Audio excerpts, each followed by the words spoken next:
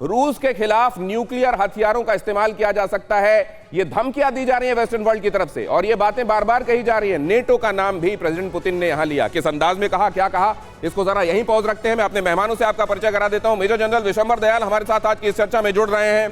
हमारे साथ महेश सचदेवा साहब, पूर्व राजनयिक हिंदुस्तान के, वो भी इस चर्चा का हिस्सा हैं। डॉक्टर पीके घोष एकेडमिशियन भी हैं और नेवल ऑफिसर भी रहे हैं, वो भी हमारे साथ इस चर्चा का हिस्सा हैं। और इसके अलावा विनय शुक्ला, फॉरेन एक्सपर्ट, हमारे साथ इस चर्चा का हिस्सा, वो भी। बहुत स्वागत करता हूं आप सभी का। मेजर जनरल विशंबर, ये जो बातें कही गई, ये जो कदम उठाया गया वर्ल्ड वॉर 2 के बाद अपनी तरह का पहला कदम, इसके मायने बहुत संक्षेप में, ये जो बातें कही जा रही हैं, इसको आप कैसे डिकोड करते हैं? देखिए, ये तो बिल्कुल ठीक नहीं होगा कि पुतिन घबरा के या कोई बौखलाहट में, या जैसे वेस्ट इसको शो कर रहा है उस पर कार्रवाई कर रहे हैं।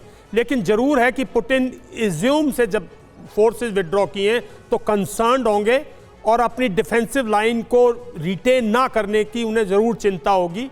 और कहीं ना कहीं उनको ये भी सता रहा होगा कि वो पहले एक न्यूज़ आई थी कि अबाउट 1,12,000 मतलब 1.2 लाख के करीब न्यू सोल्जर्स एनरोल कर रहे हैं। तो उस एनरोलमेंट प्रोग्राम में कहीं ना कहीं सेटबैक हुआ होगा, इसलिए उन्होंने मोबिलाइजेशन का जो वो किया है, पार्शियल मोबिलाइजेशन। देखिए, रशिया के अंदर बहुत ज़्यादा रिजर्विस्ट हैं, ऑलमोस्ट 30 मिलियन के करीब, और इसको समझने में टाइम लगता है। कुछ एक्टिव है, कुछ नॉन एक्टिव है, ये भी नहीं है कि सारे एक्टिव सर, ये जो आप बात कह रहे हैं, कौन से लोग हैं, कितनी बड़ी संख्या में इनके पास रिजर्व फोर्स है, ये आपने अंडरलाइन किया।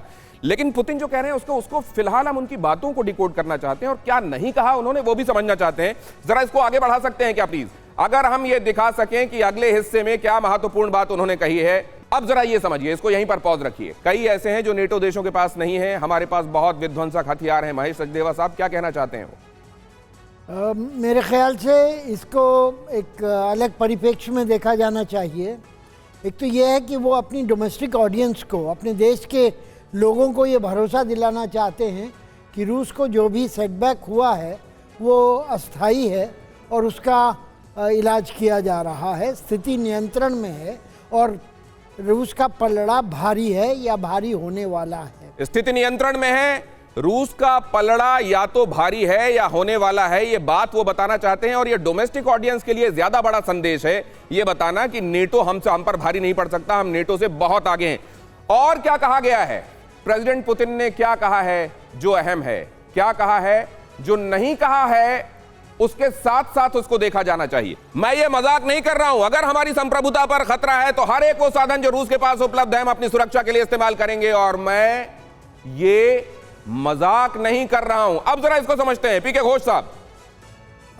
देखिए, मेरे ख्याल में ये मामला काफी जटिल है।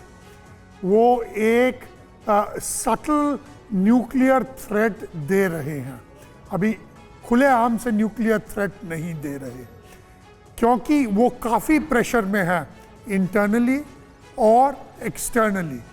और इसीलिए मैं दो बातें और कहूँगा कि उन्होंने ये अब जो खरसन, लुहांस, ज़पोरिया और डोनेट्स्क के जो सो कॉल्ड ऑटोनोमस रीजन्स में उन्होंने कहा है रेफरेंडम होगा।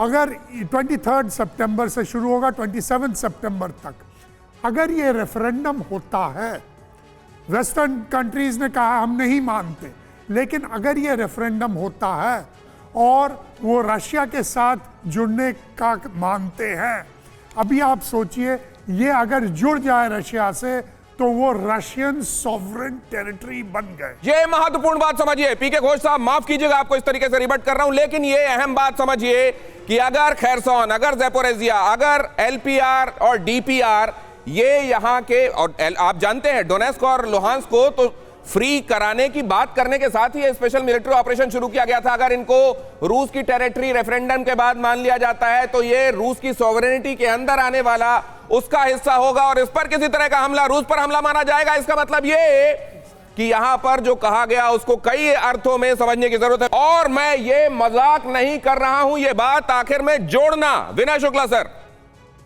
हाँ,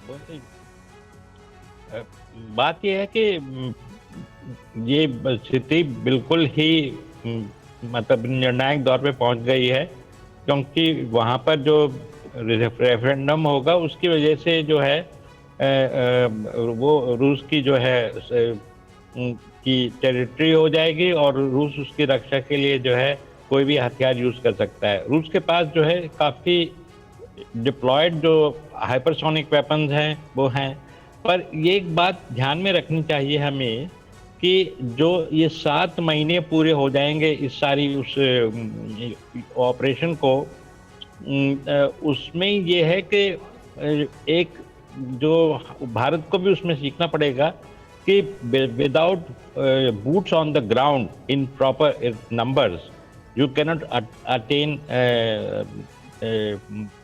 your military objectives, military objectives, boots on the ground, वो भी इन प्रॉपर नंबर अटेन नहीं किए जा सकते हैं। दुनिया में कई देशों के लिए सबक है।